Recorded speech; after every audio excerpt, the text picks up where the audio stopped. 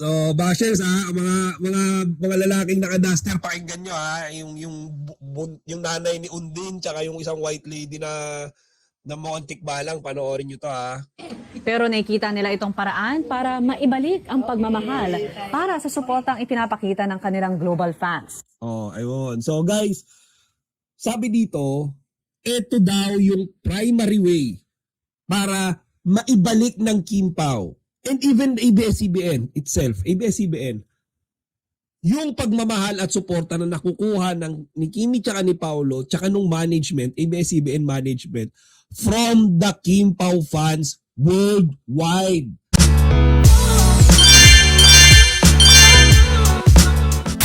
Guys, eto na yung hinihintay kong picture. Kaka-copy-paste ko nga yan, ha? Kaya kaka-copy-paste ko, guys, kasi gagawa na ako ng thumbnail para mamaya, ha? Ayan. Gagawin din nating thumbnail yan. Sa mga kachika natin dyan, ha? Nakita nyo naman, yung video na to, sabi nila, actually, particular na. Okay? Hindi nila. Sabi nung mga ibang bashers dyan. Okay? Hindi daw talaga yan totoong picture, guys. Yan daw ay AI lang.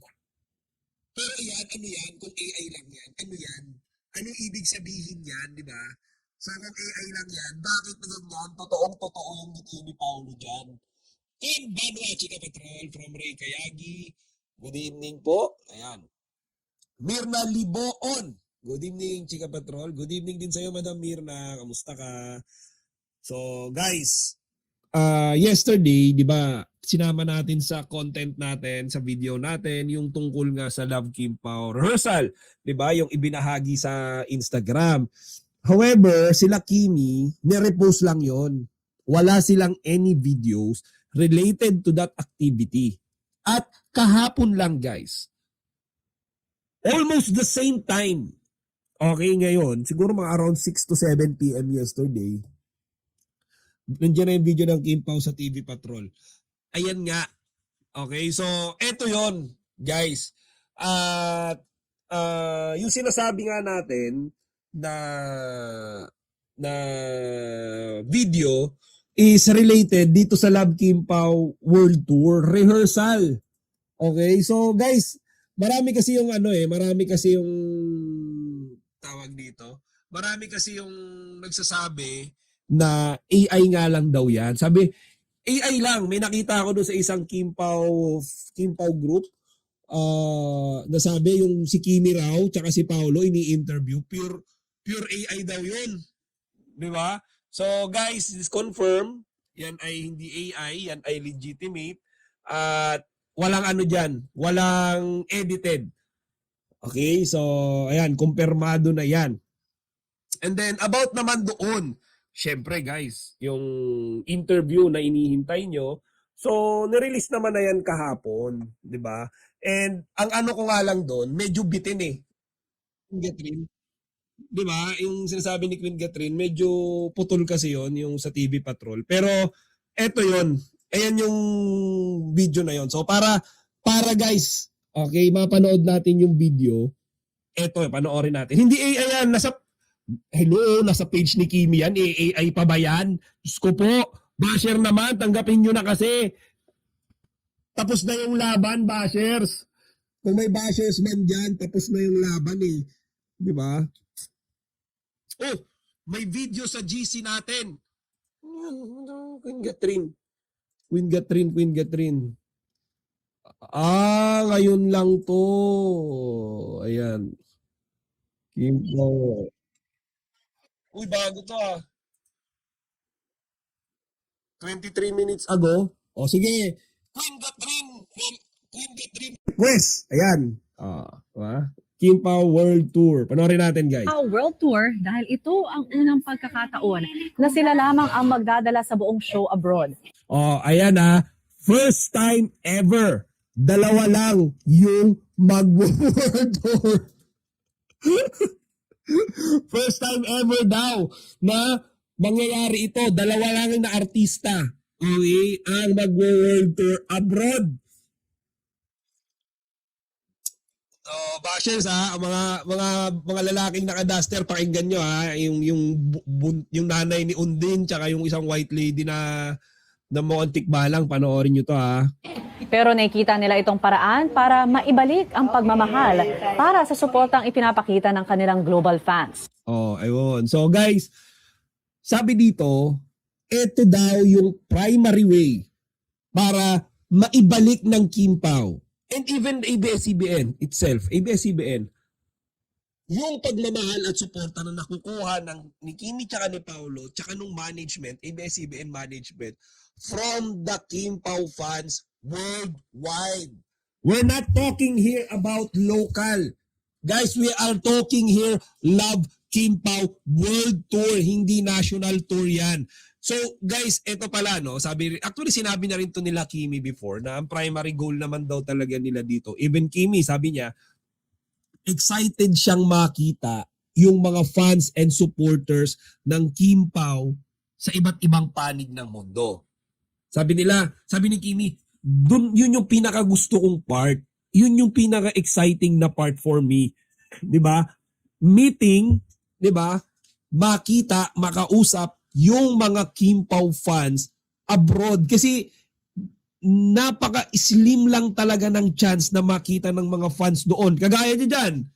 Di ba? Sila Queen Catherine, sila Madam, ayan yung mga nasa ibang bansa dyan. Di ba? Sila Madam Cheerful Dumplings yata nasa ibang bansa rin to. Si Madam Ray Kayagi, yung mga nasa US, di ba? Sobrang nipis lang nung chance na makita nila ang Kim Pao dahil sila nga ay may work abroad. So, ang tanging paraan lang para makita nila is yung Kim Pao ang pupunta doon. 'Di ba? So, iyan yung primary reason ng Love Kim Pao World Tour. Yan. Good evening, Madam Lilibet Lim. Good evening, Madam Cheerful Dumplings. Edita na Donza, good evening. Okay lang, 75 years old na ako, gabi ako nanonood sa'yo. Madam Mirna Liboon, thank you very much po. Ayan. Panoorin natin guys. Umaasa silang makababawas kahit papaano sa pagka-homesick ng mga kababayan abroad. Guys, sa mga homesick dyan, malaking tulong daw to. Yung mga nasa abroad dyan, di ba, syempre, in some way, alam ko naman yung nafe-feel nyo, gustong-gusto nyo nang makauwi. Ako nga, saglit lang ako sa Indonesia nung nakaraan, parang 2 weeks lang ako. Pero alam nyo guys, miss na miss ko yung Pinas. Umay na umay ako kung ano-anong mga lingwahe ng mga tao doon. Diyos ko po, guys. Alam niyo yun, yung parang nung mga first 3 days, nandun yung excitement eh. Yay! Wow! Indonesia! Yay! After mga 7 days, medyo naboboard na ako. Nung mga almost 2 weeks na ako, Diyos ko po guys, please, sana may makita naman akong kapwa Pinoy. Sana naman may nagtatagalog dito, utang na loob na. Alam mo yun, yung kahit saan ka tumingin,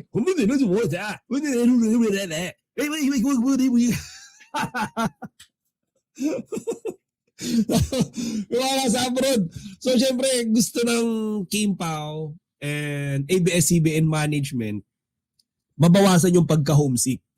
And syempre, kapag kayong mga Pinoy ang dumalaw sa mga kababayan natin abroad, malamang sa malamang guys, mafe-feel at home sila. Feeling nila nasa bahay na rin kami kasi may mga Pinoy eh. Kaming kasama, mag-gather yung mga Pinoy, yung mga artista na Pinoy like Kimi and Pao, yung mga guests nila, mga Pinoy, Tagalog yung performance, Tagalog yung kanta. Eh Diyos ko, kagaya niya, no? Queen Catherine, Qatar. Siguro pag nagbukas ng radyo yan or TV, napapanood yan.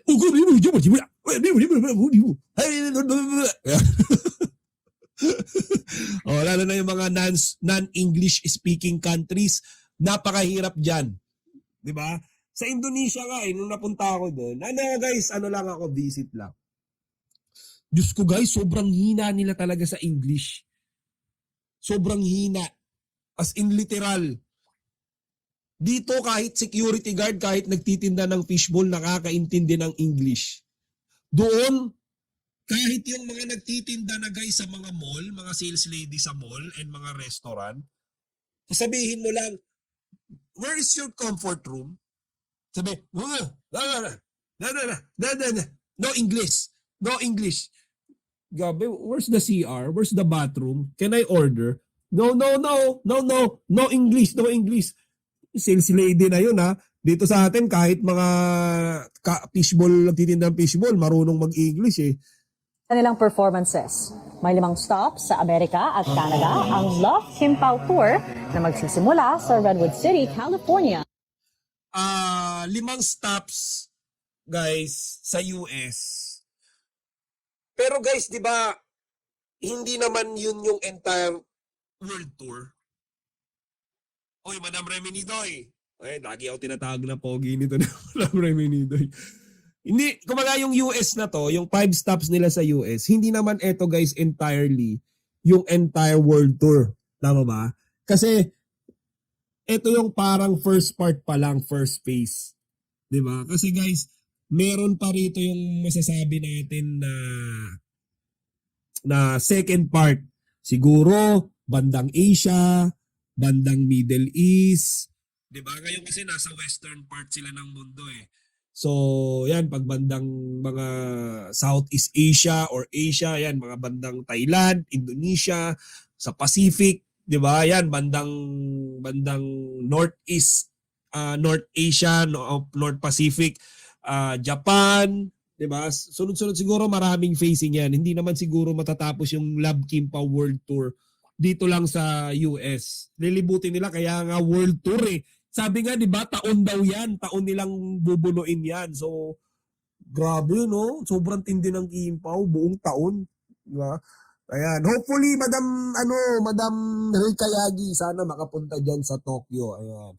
Kapag pumunta dyan, mag-PM ka rito ha. Tapos kung meron kayong picture ng Kim Pao, nakapicture ka, ilagay mo yung link dito, titignan namin ha. Ayan. Wala si Queen Catherine, inaasar ako. Oh. Ikaw ha, Madam Baityong ha. Si Queen Catherine, naasar na naman tayo guys. Ayan, sabihin ko na naman pangalan mo rito. Sige ka. Sabihin ko na naman dito, papakita ko dito yung Facebook profile mo, Queen Catherine. Madam, hi nakakaw Google. Ayan, good evening. Oh guys, kumuha kanina ng visa. Ayan, speaking of visa, ito guys, ito yung reason. Ayan. Ayan. Kung ang makakatapos ng game sa pinakamabilis Ngayon, na-late sila kasi ang haba daw ng pila. na oras, walang iba kundi siya na ang mananalo. Napuna si Kimi kanina sa 8 Showtime guys kasi yung sa late nga raw siya at ito daw kaya daw pala na late. Parang nag-ano ka lang, nag-apply ka lang sa embassy. Parang nag-a-apply lang daw sa embassy. So, ayun, yun yung reason guys. So, mahaba daw yung pila and nasa embassy sila. Kumuha sila ng visa para sa paparating na Love Kim Pao World Tour. Kasi, lagi yan mga 2 weeks before lagi yan guys. So, ganyan yung magiging este nila dyan. Kasi ako lang kaya nalate ako. Pasensya na. Sorry, Ate Kimi. Ayan, so kino-congratulate siya kanina eh. Bit ako nung tagal, ang haba ng pila, pero Mababa pila. Saan ba kayo punta? Ayan, so mahaba raw yung pila, kaya siya na late. Pero okay lang, humabol naman yung Chinita Princess natin. So balik tayo dito guys sa sa pinapanood nating video. Ayan. Sa April 24. First time. Ay, narinig ko yung kinire-rehearse ni Paolo doon dilaw yun Narinig niyo, dilaw yung kanta. Ayan. Oh, dilaw. Oh, nire-rehearse ni Paolo. First time. Ayan Ito yung kahapon eh. Sabi pa nung iba, AI daw. Hello, AI your face. Pag nag-tour ako abroad with ASAP, ang dami-dami namin, or sometimes, parang Ayan, dati kasi, totoo naman yan. Before nga naman, parang saling kit-kit lang sila. 'Di ba? Nung nung sa ASAP California, ASAP, pumunta yung ASAP sa iba't ibang part ng US, Ontario, kumaga sa aling kit-kit lang talaga sila. Actually, si Kimi nga lang yung kasali talaga eh. Si Paolo parang na i-invite na lang din because Kimi's there. Pero ito, Guys, sila yung main man. Sila yung bida rito. Sila yung inaabangan ng tao. Di ba? Dati kasi, ano sila parang yes, they are famous. Sila yung hinahanap. Pero the event itself, hindi Kim Pao event. Ito, yung event itself, Love Kim Pao yung pangalan. Talagang silang dalawa lang. Yeah. Grupo na may kasamang mga singers talaga. I think it's one way also that we can also thank the fans with our performances and Yan. So, yun guys, yung way daw nila ng pagpapasalamat, syempre, is yung gagalingan nila sa kanilang performance. Ako, for me personally, kahit hindi nila galingan, yung presence lang nila, yung moment guides na nagpakita sila doon, kumaway-kaway, yung effort nila from Philippines going to that place, despite of the crisis, despite of the war, pumunta sila doon. Guys, napakalaking bagay na yan. I'm telling you, sa panahon ngayon, guys, yung crisis. Ako nga, nagkandalugi-lugi na ako sa business. Pasara na ako lahat-lahat. Baka eventually, dito na lang ako, guys, aasa sa, sa Kimpa. Dito na lang tayo, guys, aasa. Pero, ayan. Anyways, ayun yung parang sinasabi ko, guys, na usually yung mga tao ngayon nasa bahay lang, hindi lumalabas, 'di ba? Si Queen Catherine baka sabugan ng Granada. Kasi guys, magulo ngayon 'di ba? Let's be honest. Magulo kasi talaga ngayon. Pero pumunta pa rin yung Kim Pao to show their to show their efforts, to show their interest na mapasaya yung mga kababayan natin diyan sa abroad. 'Di ba? So i-appreciate natin 'yan, guys. As in napakalaking bagay niyan. Napaka heart or nakaka-appreciate talaga 'yan para sa karamihan. 'Di ba? So ayan. So tara, next natin. Tuloy natin. hinanda namin for them. Buy your tickets now. Buy your tickets daw. So, yun guys, no? Ayan, At yan ang ating Star Patrol Express. ayan guys, ayan, nakita nyo na. Okay? In some way, guys, parang ano naman yan Parang, paano ba natin sasabihin yan? Parang, something na win-win. Tama ba? Siya yung something na win-win naman for everyone. Kasi ano siya guys parang yung Kim Pao, mag-e-enjoy, nakaka-tour, abroad and all. And then yung mga fans naman, syempre, bukod sa makikita nila yung mga iniidolo nila, mababawasan din yung pagka-homesick nila.